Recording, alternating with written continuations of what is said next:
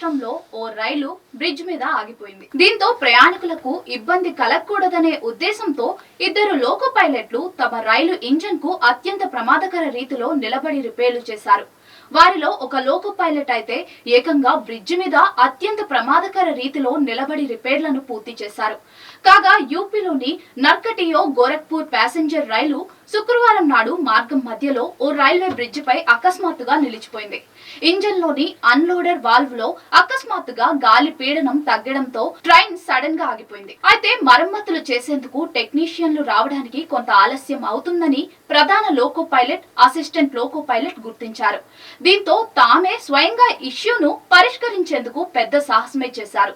ఇక లోకో పైలట్లలో ఒకరు ట్రైన్ కింద దూరి రిపేర్లు చేస్తూ ఉండగా మరో లోకో పైలట్ అత్యంత సాహసోపేతంగా బ్రిడ్జ్ అంచులను పట్టుకుని వేలాడుతూ నడుస్తూ సమస్య ఉన్న చోటుకు వెళ్లి మరమ్మతులు చేస్తున్నారు.